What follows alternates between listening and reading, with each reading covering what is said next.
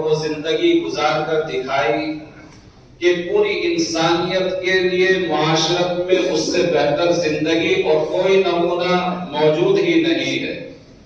اور یاد رکھنا چاہیے کہ حضور پاک صلی اللہ علیہ وسلم نے نبوت سے پہلے صرف ایک شادی ہوئی اور تمام شادیاں حضور پاک صلی اللہ علیہ وسلم کی منصب نبوت پر فائز ہونے یعنی نبی بنائے جانے کے بعد ہوئی، اور آپ نے اچھی زندگی، معاشرت اور ان کے ساتھ حیات گزار کر دکھلا دی، اور ہم سے زیادہ عزت والے تھے، ناموری والے تھے۔ حضور پاک صلی اللہ علیہ وسلم کی زندگی نمونہ ہے۔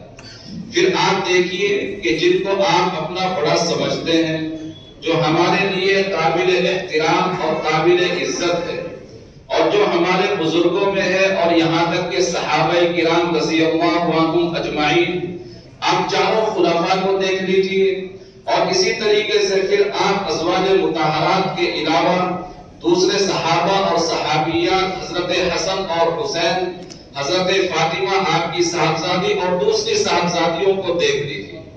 آپ نے امت کو ان کے نکاح کرا کر اور شادی کا جو طریقہ بتلایا ہے، وہ کسی مذہب کے اندر اور کسی دین کے اندر وہ سلسلہ اور طریقہ رہتی انسانیت تک نہیں ملے گا۔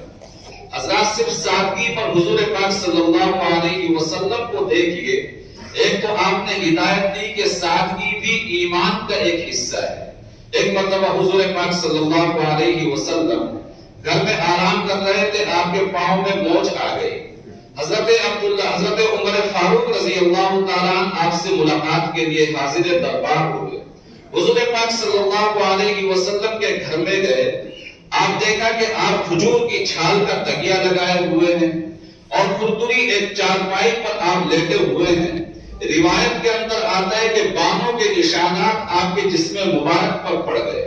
پھر گھر کے اثاثے پر نظر دوڑائی حضرت عمر فاروق رضی اللہ تعالیٰ عنہ نے، ایک کھوٹی پر ایک خشک مشکیزہ لٹکا ہوا تھا، اور کونے میں ایک آدھ دو کھال پڑی ہوئی تھی، اور مٹھی بھر جو رکھے ہوئے تھے۔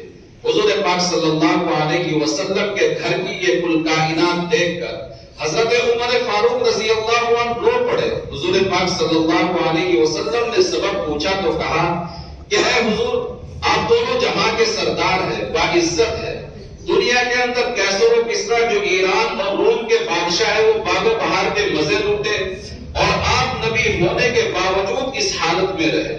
حضرات ہمیں جواب یاد رکھنا چاہیے کہ سادگی بھی ایمان کا ایک حصہ ہے۔ حضور پاک صلی اللہ علیہ وسلم نے کہا کہ اے عمر، وہ دنیا میں باغ و بہار کے مزے لوٹے، اور ہمارے لیے آخرت کی سعادت ہے، اور اس زندگی پر ہمیں خوش رہنا چاہیے۔ حضرات حضور پاک صلی اللہ علیہ وسلم نے یاد رکھیے کہ اس طرح یہ سادگی کوئی اضطرارن قبول نہیں کی۔ حضور پاک صلی اللہ علیہ وسلم کے پاس تو فرشتے حاضر ہوئے تھے کہ یہ بہت پہاڑ جو کئی کلومیٹر میں پھیلا ہوا ہے، ہم اس کو آپ کے لیے سونے کا بنا دیں۔ نبوت کے وقت کہا کہ ایک ہاتھ میں ہم آپ کے لیے سورج رکھتے، چاند رکھتے، اور جس خاندان اور جس گھرانے میں اعلیٰ حسب و نسب کی خاتون سے آپ کہیں ہم آپ کی شادی بھی کرا دیں۔ حضرات یہ اضطراری کیفیت نہیں تھی، اختیاری تھی۔ حضور پاک صلی اللہ علیہ وسلم نے امت کو نمونے دیے۔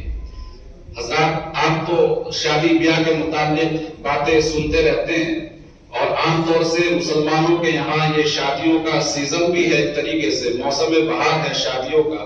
شادیوں سے متعلق ہم باتیں سن رہے ہیں۔